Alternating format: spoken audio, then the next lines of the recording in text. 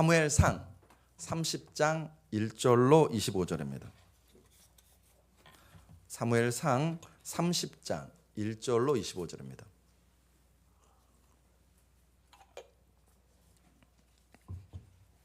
사무엘상 30장 1절로 25절입니다. 제가 읽는 성경은 구약 459페이지입니다. 여러분과 제가 계속해서 사무엘을 읽어오고 있는데 이제 드디어 30장, 31장 얼마 안 남았습니다. 사무엘상 30장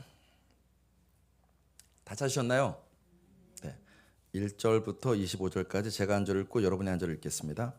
다윗과 그의 사람들이 사흘 만에 시글락에 이른 때에 아말렉 사람들이 이미 네겝과 시글락을 침노하였는데 그들이 시글락을 쳐서 불사르고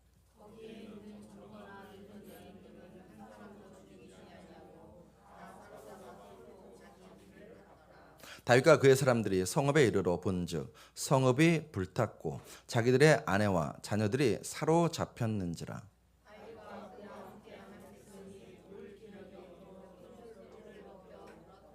다윗의 두 아내 이스라엘 여인 아히노암과 갈멜 사람 나발의 아내였던 아비가일도 사로잡혔더라.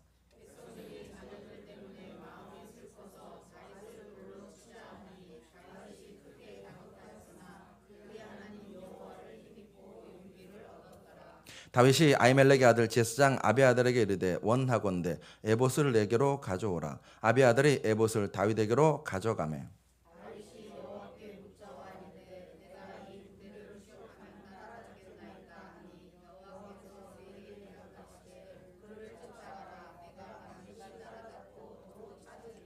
이에 다윗과 또 그와 함께한 600명이 가서 부솔 시내에 이르러 뒤떨어진 자를 거기 머물게 했으되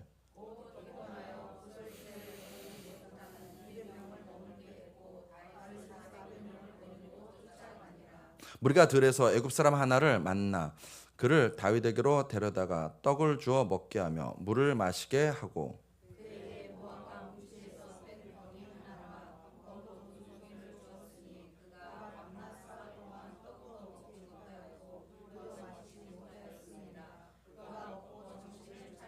다윗이 그에게 이르되 너는 누구에게 속하였으며 어디에서 왔느냐 하니 그가 이르되 나는 애굽 소년이요 아말렉 사람의 종이더니 사흘 전에 병이 들매 주인이 나를 버렸나이다.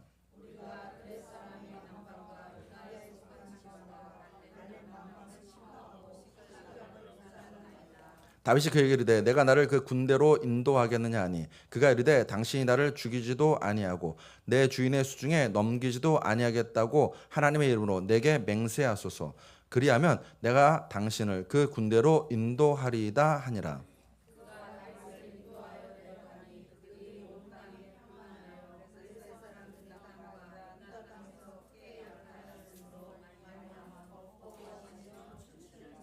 다윗이 새벽부터 이튿날 저물 때까지 그들을 치매 낙타를 타고 도망한 소년 400명 외에는 피한 사람이 없었더라.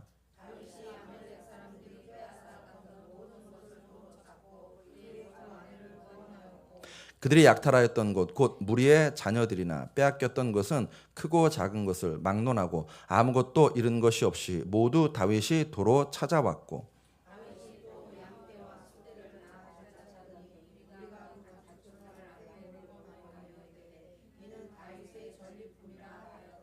다윗이 전에 피곤하여 능히 자기를 따르지 못하므로 부솔 시내에 머물게 한 200명에게 오매 그들이 다윗과 그와 함께한 백성을 영접하러 나오는지라. 다윗이 그 백성에게 이르러 문안하매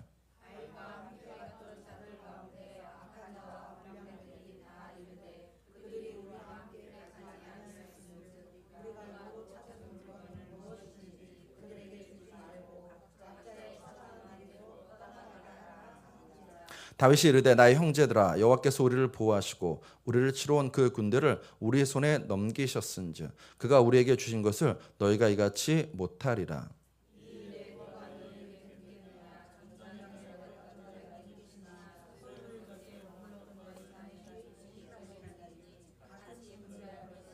같이 읽습니다. 그날부터 다윗이 이것으로 이스라엘의 율례와 규례를 삼았더니 오늘까지 이르니라. 아멘. 아멘. 아름자매님 감사합니다. 제가 왜 감사한다고 하는지 모르시죠? 아름자매는 지금 일하다 왔거든요. 일하고 왔거든요. 네. 힘이 됩니다, 저에게는. 자, 사무엘상 30장 1절로 25절에 근거하여서 사무엘상 73번째 시간을 갖도록 하겠습니다. 오늘 설교 제목을 한번 따라 하시겠습니다. 시글락에서 우리는. 한 번 더요. 시글락에서 우리는. 네. 브라이언 잔드 목사님이라는 분이 계십니다. 이분이 이 사무엘상 30장을 딱 한 문장으로 정리했습니다. 정말 잘 정리했어요. 뭐라고 정리했는가? 인생 최악의 날을 3000년 전 인생 최악의 날을 맞이한 남자 다윗, 이렇게 정리했습니다. 사무엘상 30장이 딱 한 문장으로 정리되는데 뭐라고 정리되느냐? 3000년 전 인생 최악의 날을 맞이한 남자 다윗이라고 정리할 수 있다는 것입니다. 우리가 지난주에 살펴봤듯이 다윗은 블레셋으로 도피했습니다. 사울왕을 피해서 도피했습니다. 다행인지 불행인지 블레셋 왕 아기스가 다윗을 받아줍니다. 그래서 다윗과 600명의 무리들은 더 많을 거예요. 근데 일단 다윗과 남자 600명의 무리들은 블레셋 왕 아기스의 배려로 시글락에 머물게 됩니다. 시글락에서 다윗은 1년 4개월 동안 머뭅니다. 이 1년 4개월 동안 다윗은요, 나름대로 몸이 편했습니다. 그런데 그것도 잠깐이었습니다. 블레셋이 이스라엘과 전쟁을 벌이려고 합니다. 그때 블레셋 왕 아기스는 다윗을 부릅니다. 불러서 너도 같이 이스라엘과의 전쟁에 참여하라고 명합니다. 위기죠. 다행스럽게도 블레셋의 방백들이 이것을 반대합니다. 다윗이 전쟁에 참여하면 안 된다고 반대합니다. 그래서 다윗은 다시 시글락으로 600명의 부하들을 데리고 돌아옵니다. 돌아올 때 다윗은 쾌제를 불렀을 것입니다. 역시 하나님이시여. 모든 것은 하나님의 은혜야. 하나님 정말 감사합니다. 내가 이스라엘과 싸웠다면 어쩔 뻔했습니까? 라고 쾌제를 부르면서 시글락으로 돌아오는 길이었습니다. 그런데 이게 웬일입니까? 시글락 가까이 와보니까 시글락에서 검은 연기가 피어오르는 것입니다. 다윗이 자리를 비운 사이에 아말렉 족속이 이 시글락을 침략해 들어와서 있는 것 없는 것을 다 약탈해 갔습니다. 본문 3절에 다윗과 그의 사람들이 성읍에 이르러 본즉 성읍이 불탔고 자기들의 아내와 자녀들이 사로잡혔는지라. 호강은커녕 밥 한 번 제대로 못 해준 가족들입니다. 그대로 두면 노예로 팔려가거나 광야에서 버려져서 죽을 것입니다. 다윗과 600명은 웁니다. 통곡합니다. 울 기력이 없을 정도로 울었습니다. 그리고 그 울음은 이제 증오로 바뀝니다. 보면 6절 상반절에 백성들이 자녀들 때문에 마음이 슬퍼서 다윗을 돌로 치자 하니. 여러분, 다윗도 피해자입니다. 다윗의 가족도 사로잡혀 갔습니다. 더구나 갈 곳 없는 그 600명을 받아준 사람이 바로 다윗입니다. 그런데 이제 이 사람들이 다윗을 돌로 치려고 합니다. 다윗 인생 최악의 날을 맞이했습니다. 어쩌면 여러분과 저도 그런 날을 맞이하는 경우가 있을 것입니다. 문제가 안 풀려요. 해도 문제가 안 풀리고 계속해서 그 문제가 나를 괴롭힙니다. 믿었던 사람에게 배신당합니다. 하나님의 뜻이 도무지 이해 안 될 때가 있습니다. 여러분, 그때 사랑하는 성도 여러분, 우십시오. 다윗은 울었습니다. 억울함, 원통함, 섭섭함 마음에 담아두지 마시고 하나님 앞에 나와서 우십시오. 예수님도 우셨습니다. 울면 하나님께서 여러분과 저를 위로하시는 줄로 믿습니다. 마태복음 5장 4절 우리 같이 읽겠습니다. 시작. 애통하는 자는 복이 있나니 그들이 위로를 받을 것임이요. 아멘. 충분히 울었으면 일어서는 것입니다. 하나님을 힘입어서 일어서는 것입니다. 오늘 보면 6절 우리 같이 읽겠습니다. 시작. 백성이 자녀들 때문에 마음이 슬퍼서 다윗을 돌로 치자 하니 다윗이 크게 다급하였으나 그 하나님 여호와를 힘입고 용기를 얻었더라. 아멘. 말처럼 쉬운 일은 아니죠. 막다른 골목에 몰리면 안 보입니다. 아무것도 안 보입니다. 너무 울면 일어설 기력이 없습니다. 그런데 이것은 세상 사람 이야기입니다. 여러분과 저에게는요, 하나님이 계십니다. 그 하나님을 힘입고 그 하나님을 더욱 의지하는 것입니다. 그게 신앙생활입니다. 오늘 보면 6절 하반절을 제가 세 번역으로 읽어드리겠습니다. 다윗은 자기가 믿는 주 하나님을 더욱 굳게 의지하였다.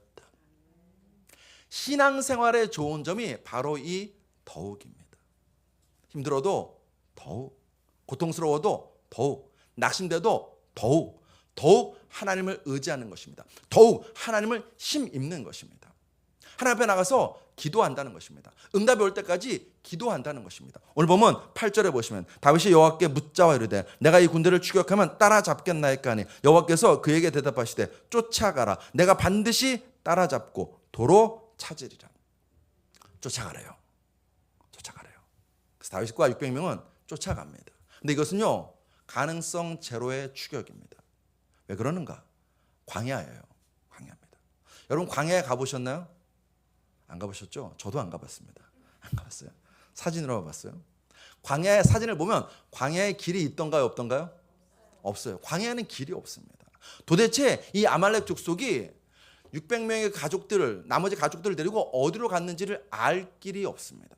그렇다고 무슨 위성사진 있는 것도 아니고 드론 있는 것도 아니고, 다윗 입장에서는요, 맨 땅의 헤딩입니다. 모래사장에서 바늘 찾기입니다. 엎친 데 덮친 격이라고 부하들이 지쳐 있습니다. 블레셋의 부름을 받고 아베까지 갔다 오느라고 몸이 지쳐 있습니다. 그리고 가족을 잃어서 마음까지 지쳐 있습니다. 결국 600명 중에서 낙오자가 생깁니다. 몇 명이 생겼나요? 200명.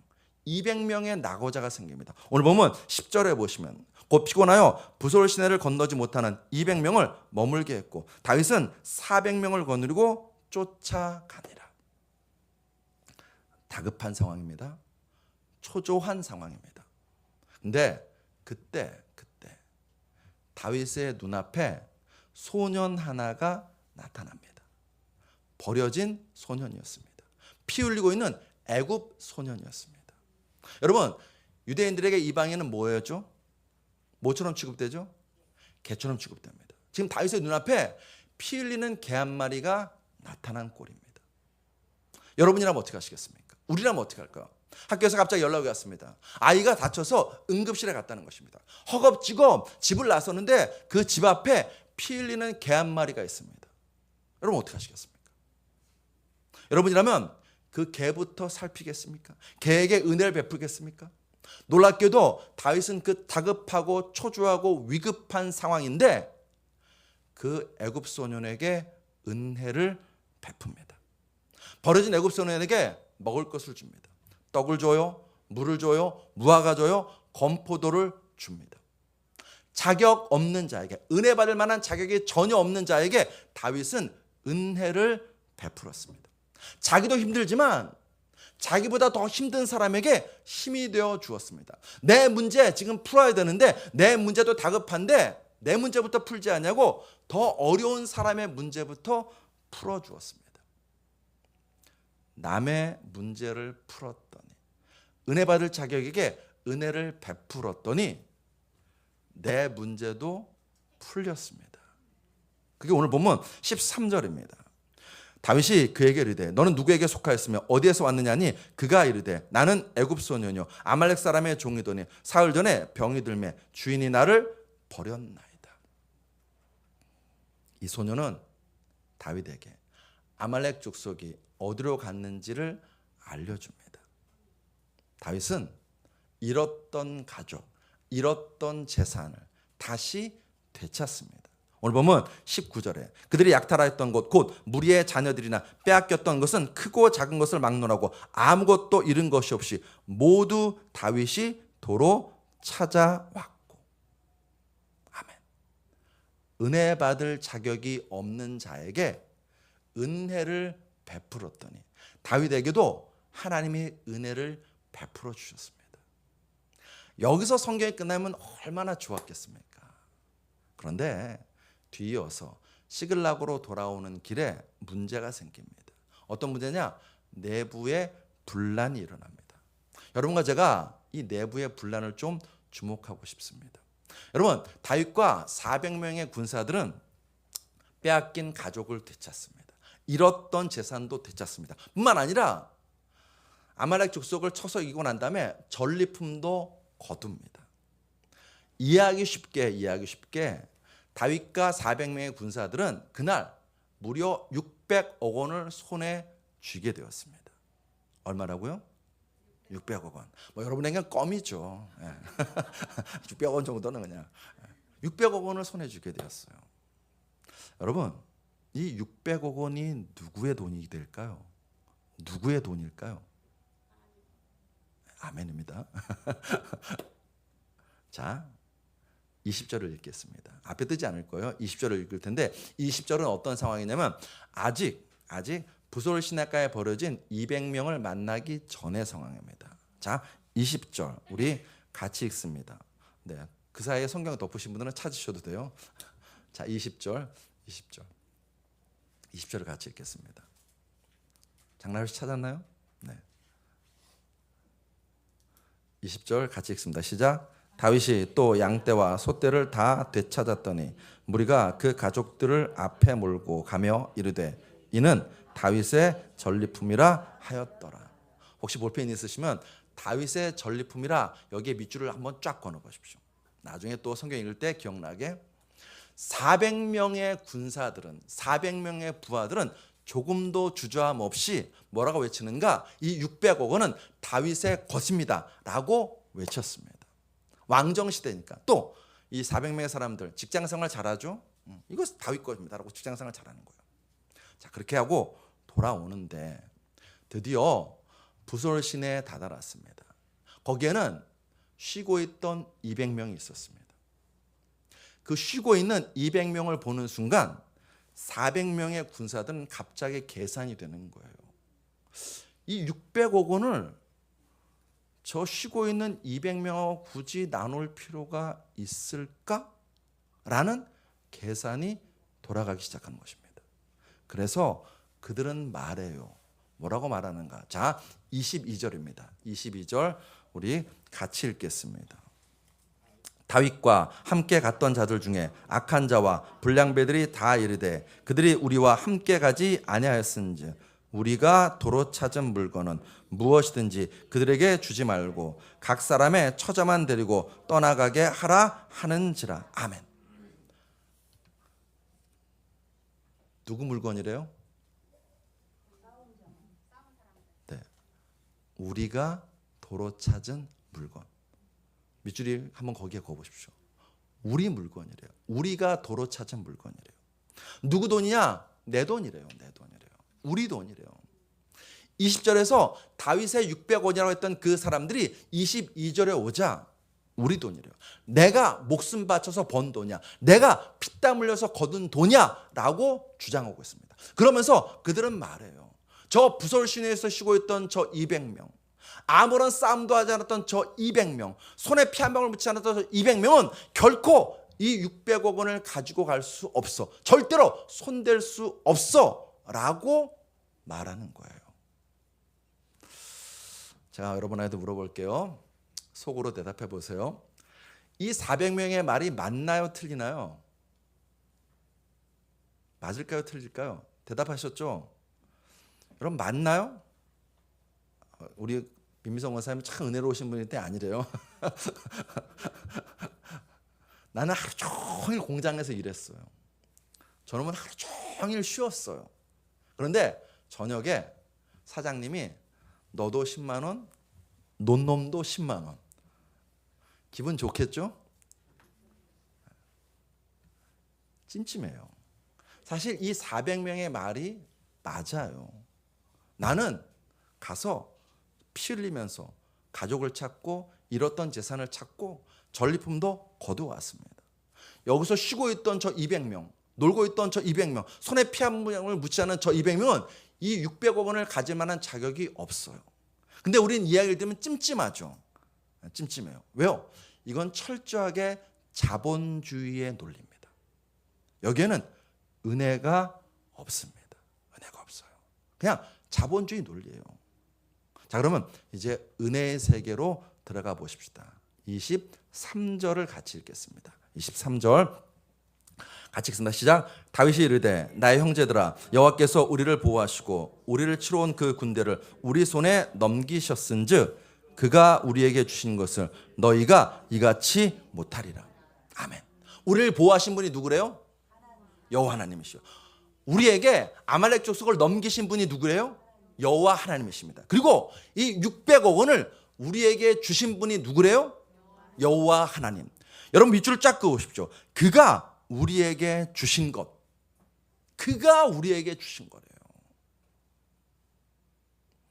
사랑하는 성도 여러분, 평소 나의 물질과는 20절인가요? 22절인가요?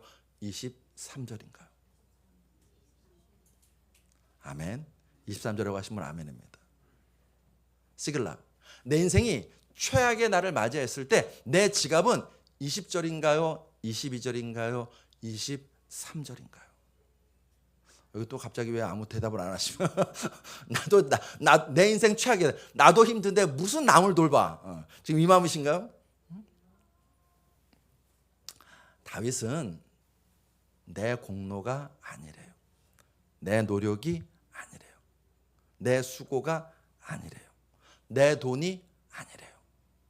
모든 것은 여호와 하나님의 것이고 모든 일은 여호와 하나님의 은혜라고 말하는 것입니다.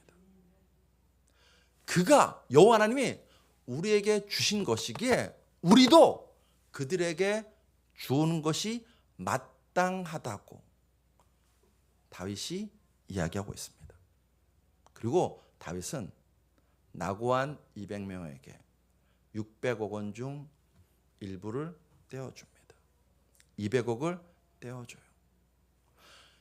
낙오한 200명뿐만 아니라 근처에 있는 유다 지파의 장로들에게도 전리품을 같이 나누어 줍니다. 해당 안 되는 사람들이에요. 그 사람들은 지금 이 전쟁에서, 이 전투에서 전혀 상관없는 사람들인데 그 근처에 살고 있는 유다 지파 장로들에게도 전리품을 같이 나눕니다. 여러분, 3000년 전 다윗은 인생 최악의 날을 맞이했습니다. 다 잃었어요. 다 잃었습니다. 그런데 그때도 다윗은 자신을 돌로 치려 하는 부하들에게 은혜를 베풉니다. 개와 같이 취급될 만한 애굽 소년에게도 은혜를 베풉니다. 자격 없는 200명에게도 은혜를 베풉니다. 굳이 나누지 않아도 될 유다 지파 장로들에게도 은혜를 나눕니다. 끝까지 은혜를 붙들고 은혜를 나누고 은혜를 유통시키자. 전 이 말이 참 좋아요. 유통시킨다는 말. 여러분 물건만 유통시키는 게 아닙니다. 여러분과 제가 은혜를 유통시킬 수 있는 사람들입니다. 다윗은 은혜를 유통시켰습니다. 가장 절망적이고 가장 힘든 상황 속에서도. 그랬더니 하나님은요 그에게 더 큰 은혜를 베푸십니다. 하나님은 다윗을, 시글락에 있는 다윗을 헤브론으로 인도하십니다. 이 전쟁에서, 블레셋과 이스라엘 이 아벡 전쟁에서, 전투에서 사울 왕이 죽습니다. 죽고 유다 지파 장로들이 찾아와서 다윗을 헤브론에서 유다 지파의 왕으로 세웁니다.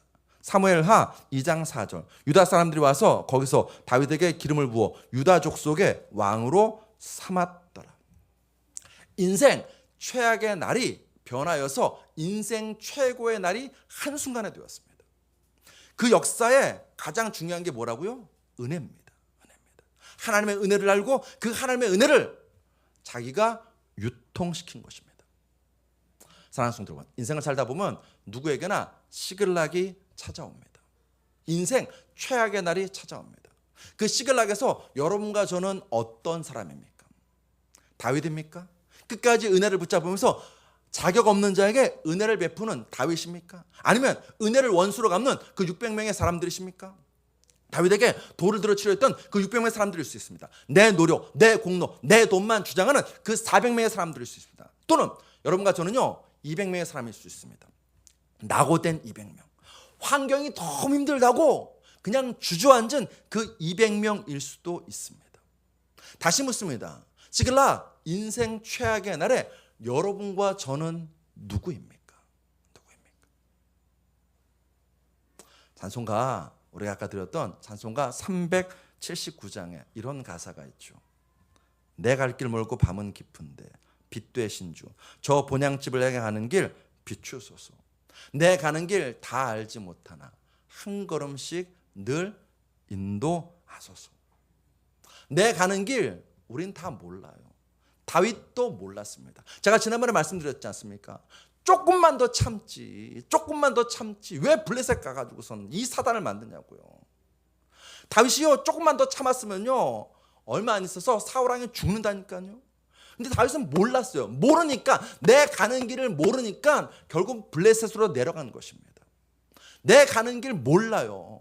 그런데 우리에게 어떤 상황에서, 시글락과 같은 상황에서도 희망이 있는 것은요, 하나님께서 우리의 인생의 길을 한 걸음 한 걸음 인도하신다는 것입니다.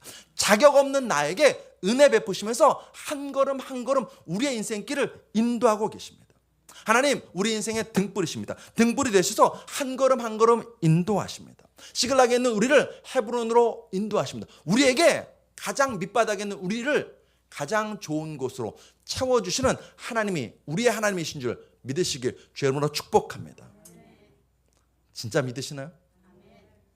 그렇다면 시글락 인생 최악의 날에서도 여러분과 저는 은혜를 삶의 원리로 삼는 것입니다.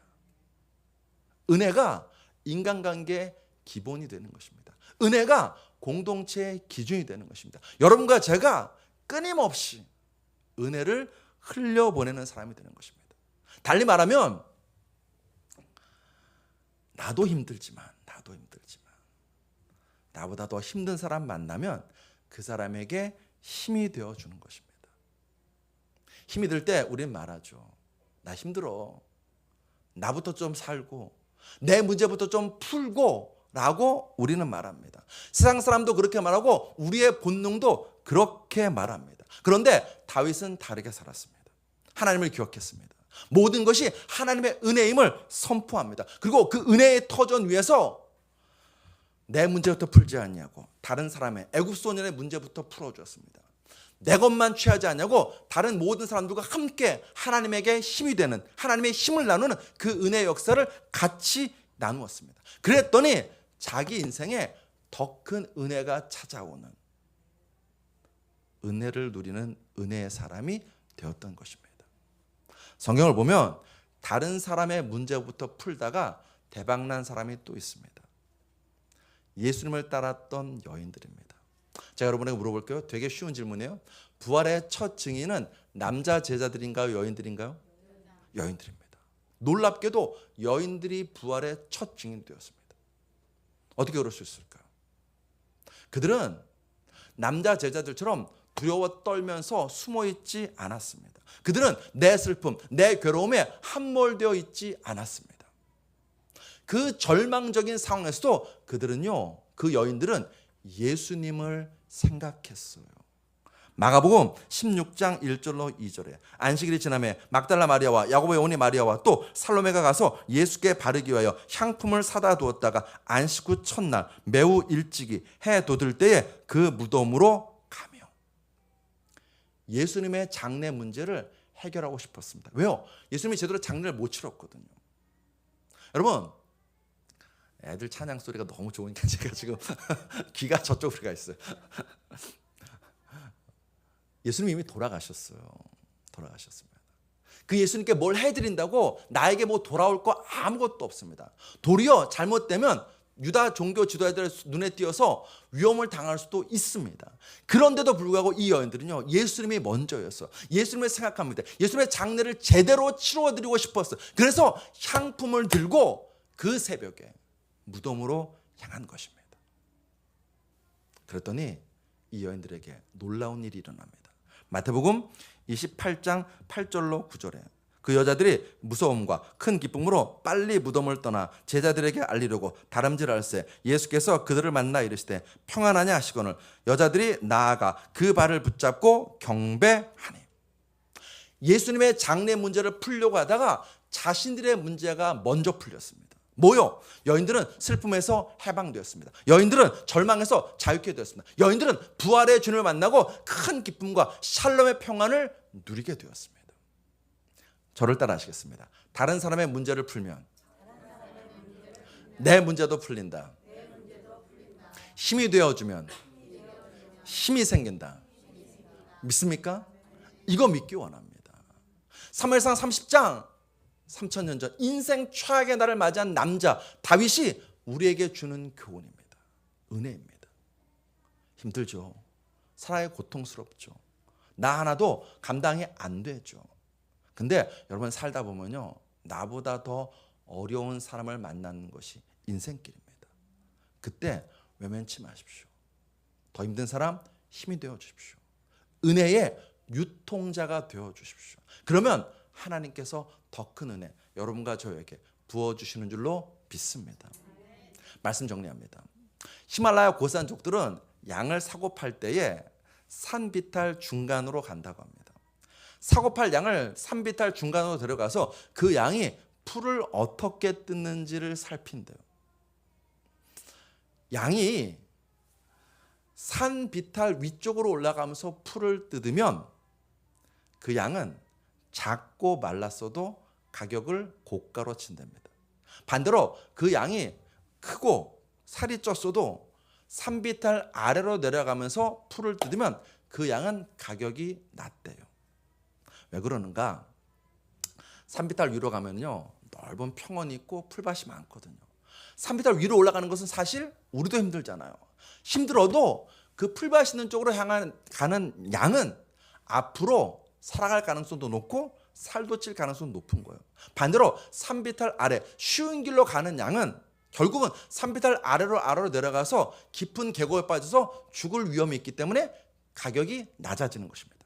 무슨 얘기냐면 지금 양의 상태가 어떤가 중요한 것이 아니라 그 양이 어떤 자세로 살아가는가가 가격을 결정한다는 것입니다. 인생 최악의 날에 여러분과 저는 어떤 삶의 자세로 살아가십니까? 절망할 수 있어요. 포기할 수 있습니다. 주저앉을 수 있습니다. 반대로 하나님의 은혜를 구하면서 하나님의 일하심을 기대하는 자로 살아갈 수도 있습니다. 이사야서 45장 3절에 내게 흑암 중에 보아와 은밀한 곳에 숨은 재물을 주어 내 이름을 부르는 자가 나 여호와 이스라엘 하나님인 줄을 내가 알게 하리라 라는 말씀이 있습니다. 여기 말씀 보시면요, 흑암 속에 보아가 숨겨져 있답니다. 은밀한 곳에 재물이 숨겨져 있답니다. 무슨 말이냐면 칠흑 같은 시글락 속에 광명한 헤브론이 숨겨져 있다는 것입니다. 우리의 인생이 칠흑 같은 어둠인가요? 걱정하지 마십시오. 나는 아무것도 못할 그 순간이라도 하나님은 일하십니다. 하나님은 은혜 베푸십니다. 우리의 기대를 뛰어넘는 광명한 헤브론을 여러분과 저를 위해서 준비하고 계십니다. 그러므로 그 하나님을 믿고 다윗처럼 일어서십시오. 주저앉지 마십시오. 절망하지 마십시오. 포기하지 마십시오. 하나님을 믿고 도리어 나도 힘든데 도리어 더 힘든 사람이 눈에 보이면 힘이 되어 주십시오. 문제 만난 사람이 보이면 문제를 풀어 주십시오. 은혜, 하나님의 은혜를 믿고 은혜의 사람이 되면, 은혜를 유통시키는 사람이 되면 하나님께서 여러분과 저에게 더 큰 은혜, 인생 역전의 은혜 베풀어 주실 줄로 믿습니다. 기도하시겠습니다.